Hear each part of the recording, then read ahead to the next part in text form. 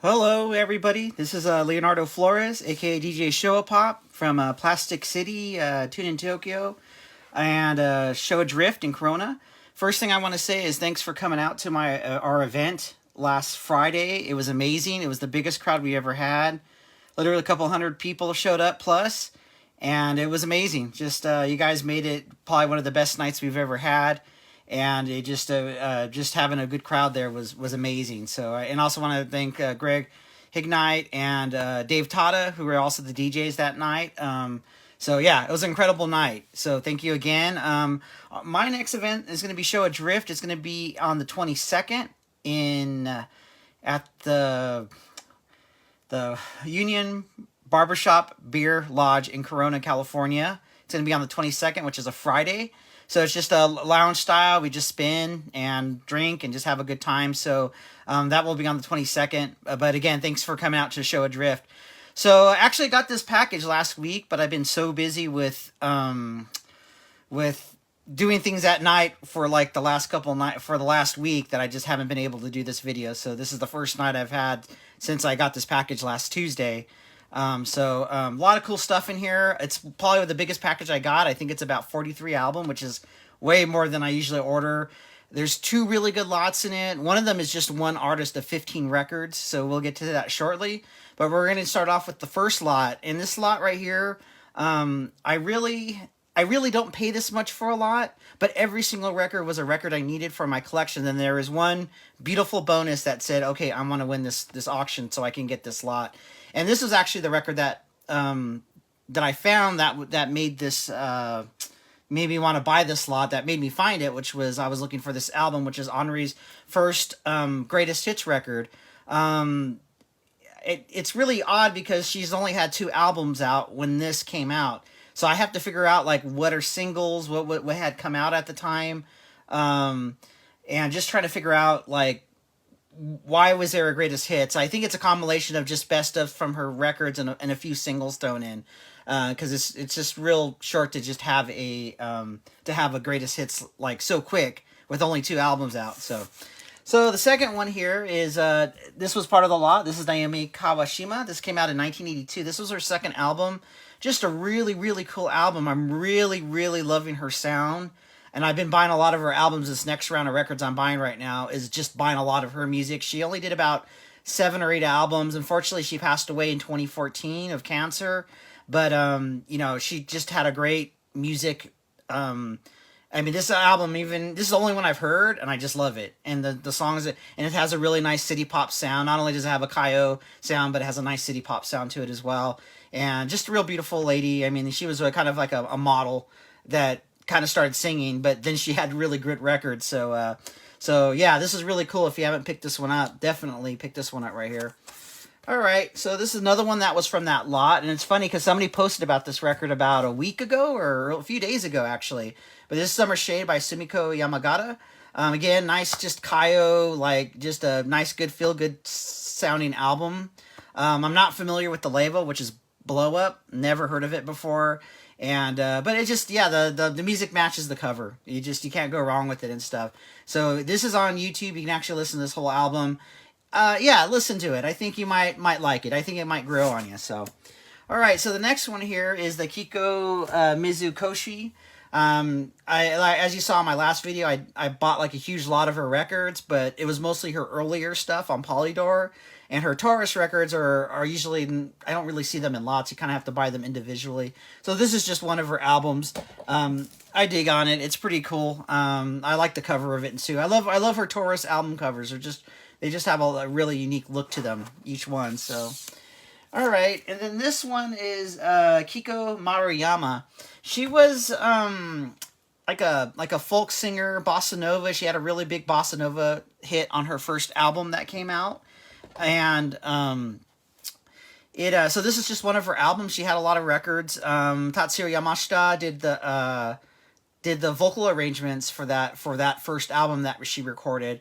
It's more of like a soft rock sound to it, a little folky at time with the bossa nova song on it. So I'm kind of interested in hearing some more of her music because it's just very, it just of that sound. I have a lot of her albums. I think all of them don't have the credits. I put the credits on the first album and that's it. So I got to go through this and find out who like recorded this album with her and stuff. So, all right, so that one's done. This is still part of the same lot. And like I said, it was a really, really cool lot. And so this was just another hi-fi set record I was missing. This is from, I think from 82, 83, real early 80s. So I'm crossing over into the 80s with their sound. So again, looking forward to hearing it. You can never go wrong with any of their albums. They're just incredible. All right. And this is a really cool random one that like, this is Off Course, of course. I can't remember what album this is. I think it might be like their third or fourth album. But I only had one other album by them, and it was like a soundtrack, so it really didn't. It had like a lot of background music, and it's the pink one where they're dressed up as like the Beatles. They wanted to kind of dress up like the Beatles doing the Magical Mystery Tour with the animal suits on.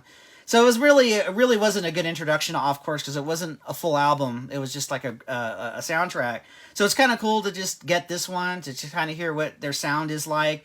What I heard, the few songs that are on that album, they're great. It's just a nice, like, again, a soft rock sound, good harmony. So I don't know what their sound is, and it's kind of new to me. So that's why I'm really happy I got this record in this lot, because it gives me a chance to kind of find out more about their music. So, all right, and this is Masashi Sada. He was a folk artist, kind of a singer-songwriter. He had a real famous song that was somewhat of a misogynist song, so it was kind of shocking at the time because people just didn't talk like that anymore, like in songs. And I was talking to my Japanese friend. She said, "Yeah, it was kind of it came out of left field when the song came out, but it was a big hit." And this is the album that it's from. So again, I'm not familiar with his music, so hopefully there's some good folk songs on there or whatever, for that kind of sound that he was doing. So. Now this is why I bought the lot, was for this record right here. I already have it on vinyl, so wasn't an issue. What was great about it is if you actually looked at the auction, it came with an autographed card that is autographed by her. I looked at it with a microscope. It's not a printed one. An EPO signature, and that's the date 8/26/82. And I said, you know what? I have all our records and stuff, but I gotta own this. This is just too amazing. And it was worth the price of the whole lot, which is, again, is more than I usually pay for. But considering, like, every record in the lot was something I didn't have, and the one thing not only that I didn't have is something I wanted, but it also had an EPO record that came with an autograph. So it just blew my mind. I had to buy it, so it's really cool. I'm real happy to have her signature, because her signatures really just don't pop up that often. So anyway, so that was that lot. That was like a nice small lot of records that I got here. So all right, so the next one, these are kind of the individual records here. And the thing about this one is this is Yohayami's second to her last when she was an Idol albums. This one's really hard. Her last two are really hard to find on vinyl. The first, Who's Gonna Come, this has been, it just doesn't pop up. And it finally did pop up. It's missing the Obi, but I've waited over like a year or two to actually get my hands on this record. So I'm at the point where it's like, I don't care if it has an Obi on it. Even at this point, a rental, just to get the record, because it's so tough. And it was the last one I needed. I don't even have it on CD. So I was real happy to finally get this one from my collection, because I was missing it. And it's good. I was gonna DJ it at Plastic City. I just didn't get a chance to. But yeah, it's a rockin' record. It just has a nice energy sound, Euro pop, Italio pop sound to it, and it's just relentless from beginning to end. It's just a really cool album. So if you see it, even if it's like $30-$40, pick it up, because it's just really hard to find. So I'm just really finally glad to finally have that one. So. All right, this is another singular one I need to get. This is kind of one of the last Miho Nakayama records I needed. This is a live album. Again, something that's kind of made me wait for this one was that it does have it comes with an insert, and then it comes with two photos, like pinup photos of her. So it's really hard. I've mentioned this before. All the Miho Nakayama records usually tend to have like a lot of like inserts, and it's really hard to get all the inserts to make sure you get them all. And so I had to wait a while, and I got it for a good price. I didn't pay much for it, but it was just nice that it had everything in it, and it was in really good condition. So down to like, I think 3 albums by her, 1 greatest hits and 2 albums. and I'll be done with all her vinyl. So I'm getting pretty close to getting her music done here. So, all right, so we're gonna go ahead and cross over. This is probably a band that maybe many of you haven't heard yet, but I was on Discogs, and I was just going down the VAP and For Life. I was going down with all the just unusual records, especially if it's in the block of Omega Tribe and Momoko Kokushi, Ramu. If it's in that block, I'm interested. I'm saying, okay, so this was a band that I was looking down that block, and I saw this band called Wee Kids. Never heard of them. And they only did one album, and the main gentleman, I think it's this gentleman right here on the top, and her as well. These were actually the two main people in the band. She sung in a lot of records, and she plays keyboards, and she was like on in some other like soft rock bands from the 70s, Japanese bands, and he's still an active producer and writer and performer, and it's just a really cool album. It's unfortunate it's like they only did one album, because I think there's a lot there that could have grown onto something really cool. And it's a cool album by itself, but it's like, if you've ever picked up the I can't think of the name of it, a band like that you like, and if they only did that first album, and then that was it, and they never did anything else, and I'm missing something. I wish they would have done more. And so if you do see this record, it's actually really hard to find, and I have a feeling this is one of those records that once people kind of find out about it, they're going to want to pick it up.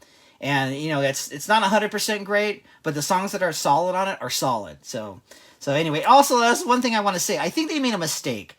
I think this was supposed to be the back cover, and this was supposed to be the front cover, because this is so much better as a cover if you took off all the songwriting stuff and it just said Wee Kids on it, and it fits more of the city pop vibe like this, as opposed to this being the back cover of the record, just showing you who's in the band. I just have a feeling that, it's as a joke that this should have been the cover of the album right here. So anyway, so one thing I've been getting back into is GS, the group sounds era, which is the 60s era Japanese music.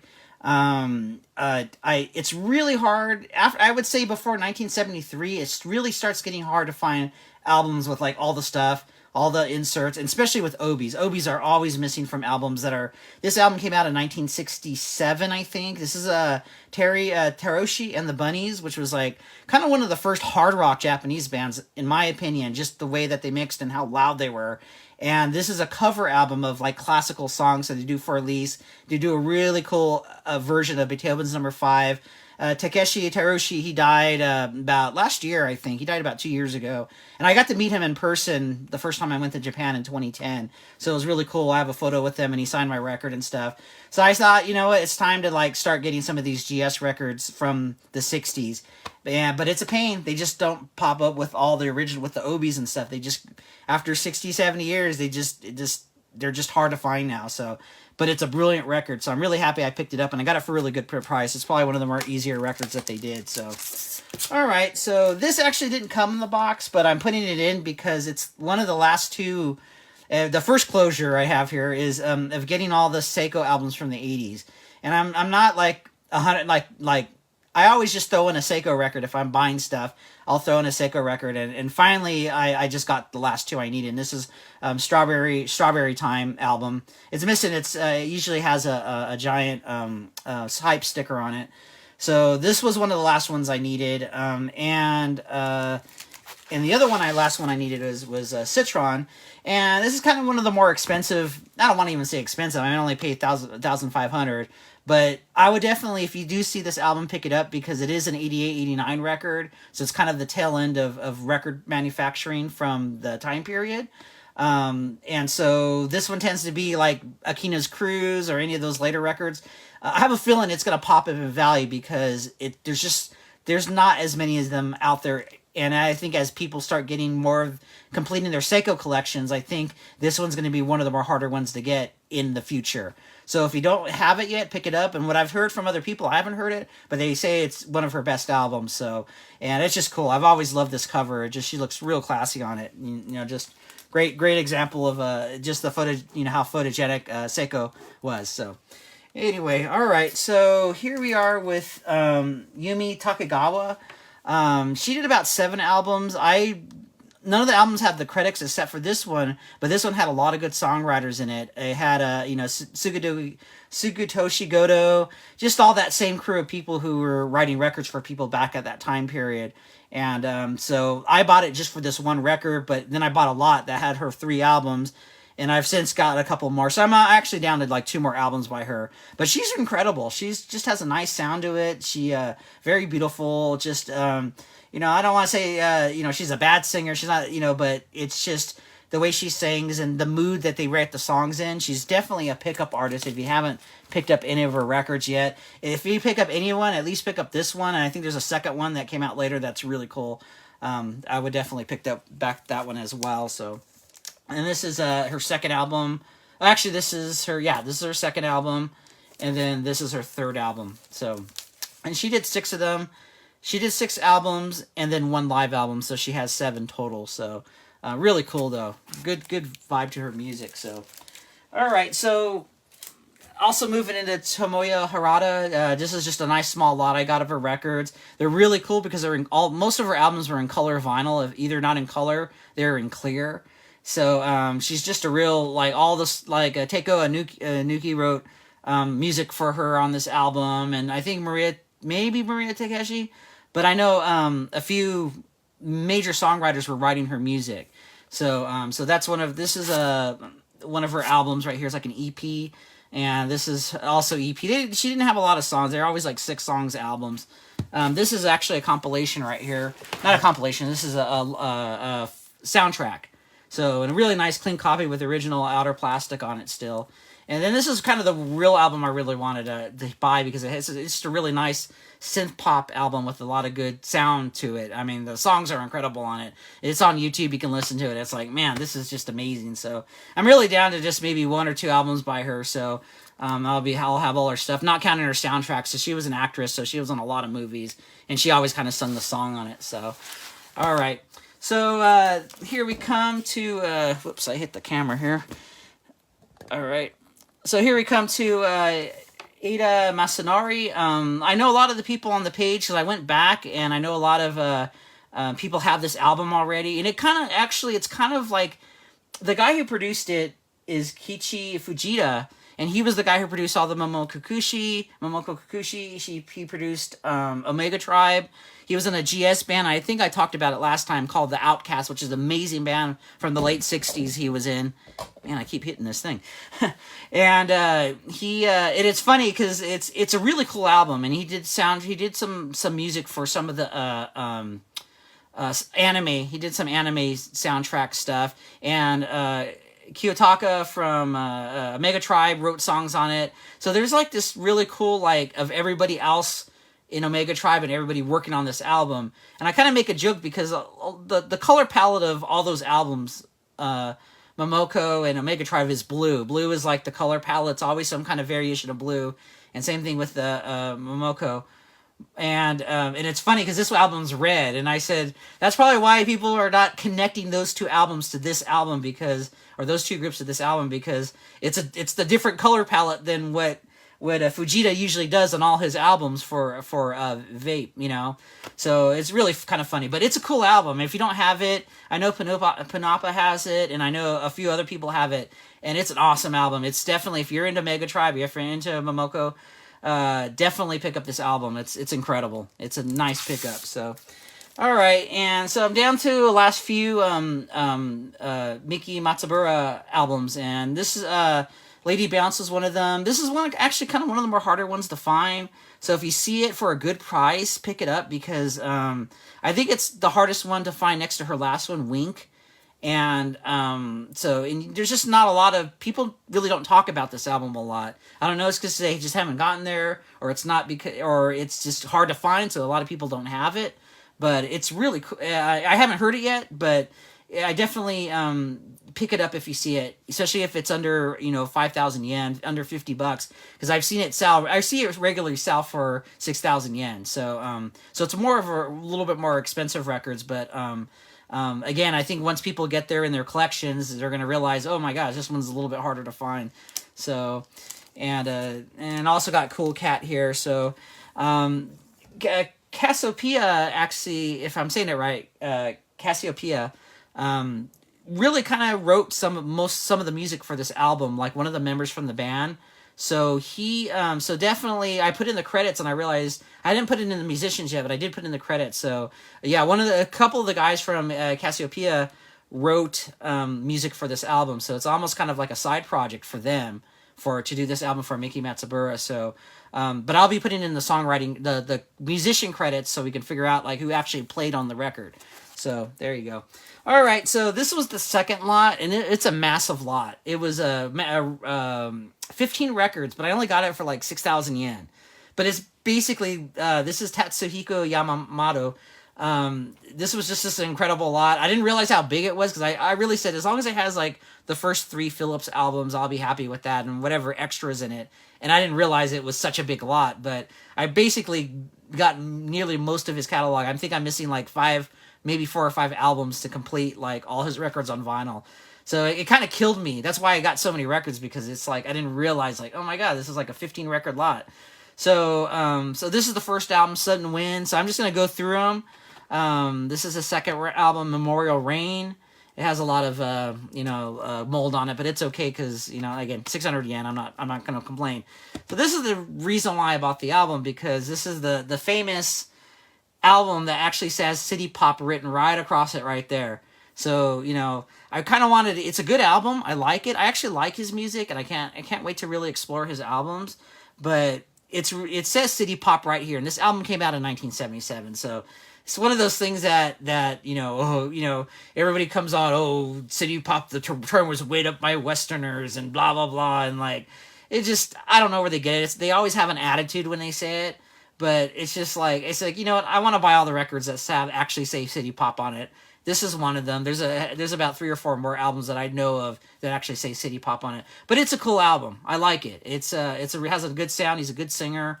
I don't really know much about him, so I'm really happy to kind of get his collection here. So I'm just gonna go through the albums here. They're just I got so many albums, I didn't get all the I ran out of covers, so I got to get covers for these. So anyway, so these are just going down. These are all in order and stuff too.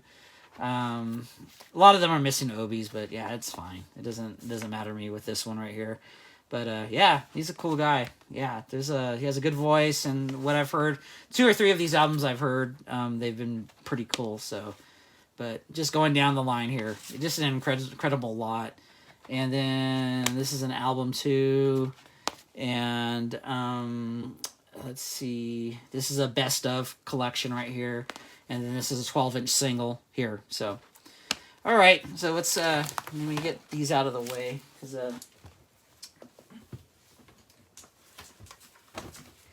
they just take up a lot of room. So all right, so let me zoom this in a little bit better here. All right, so getting close to getting all the Kuwana Masahiro records. This is one of his first album on Moon Records, so it's kind of a little bit it's kind of easy to find. It's not a tough one. The second Moon record is impossible. I've never seen it for sale. I think only 1 copy sold on Discogs like maybe 5 years ago. So it's a tough one to find the second one, but this one's fairly easy to get right here. So yeah.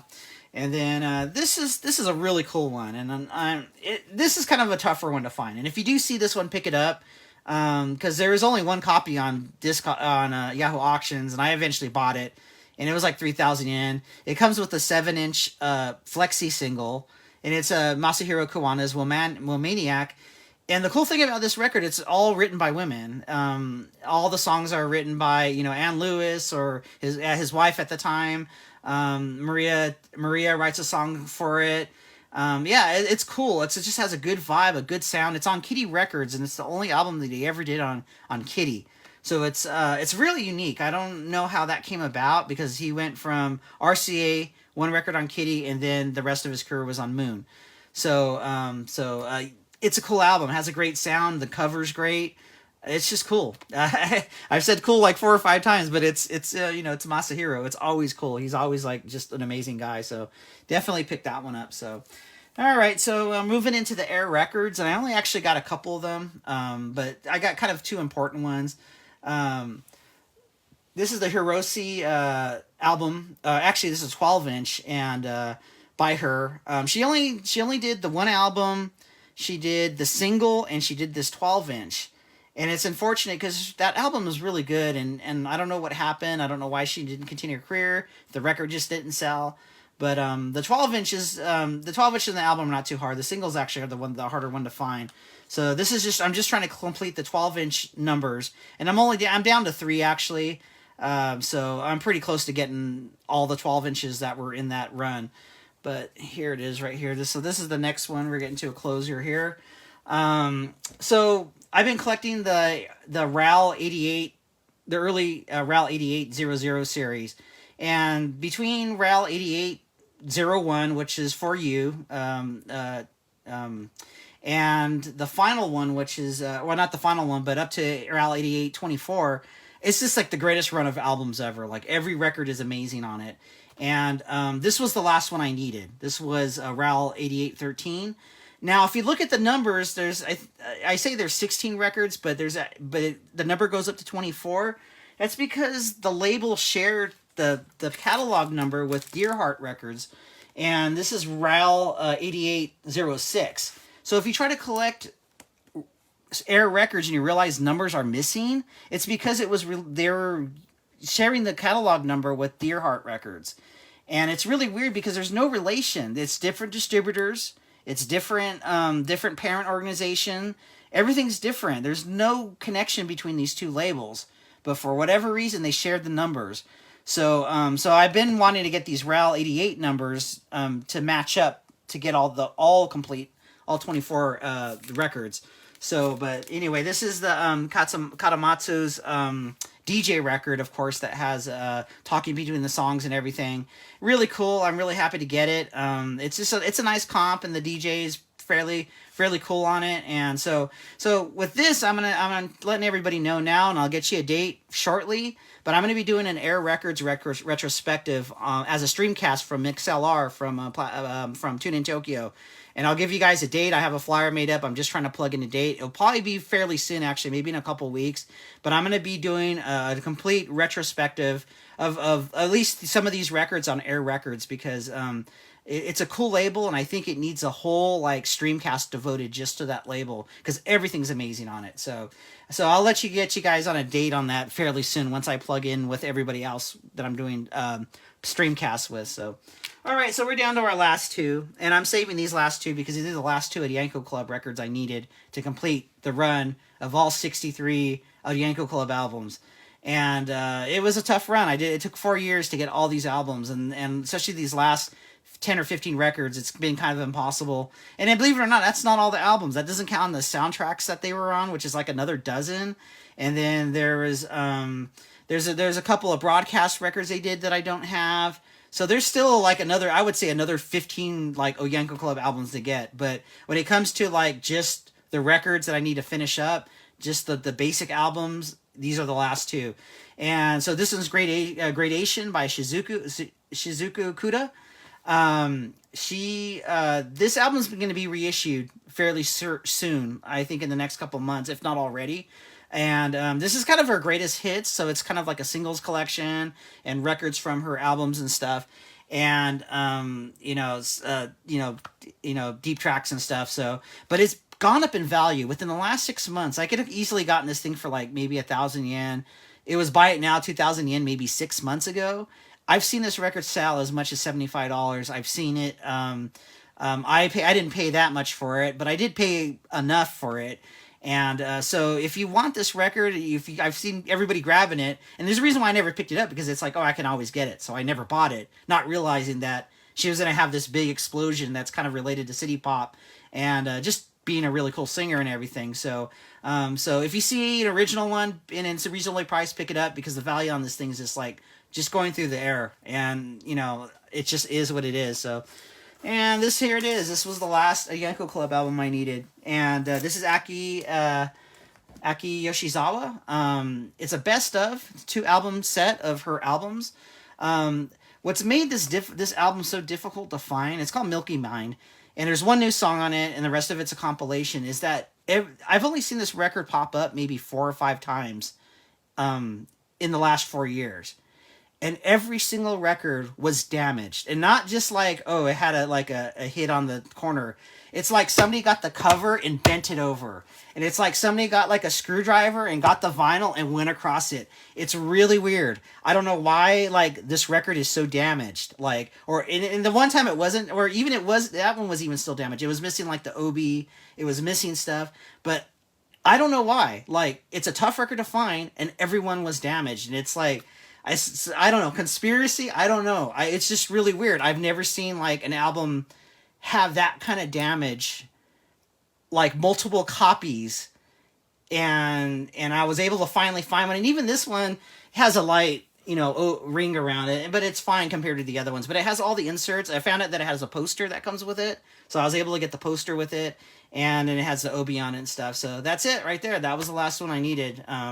So I'm real happy. I love her. So, I mean, it's number 25. She's just a great singer. She had great music, and it was a long run. But, yeah, like I said, I got some closure on finally getting all the Onyanko Club albums. And, again, I'm probably going to do a streamcast on probably playing my favorite Onyanko Club from every album, from all 63 albums. It might be like a 4-hour streamcast. I don't know why, because it's a lot of music. There's a lot of music there. But I just want to let people know the music is good on these albums. I know a lot of people put Onyanko Club down and stuff, but there's a lot of deep tracks that are just incredible. A lot of good pop, a lot of good.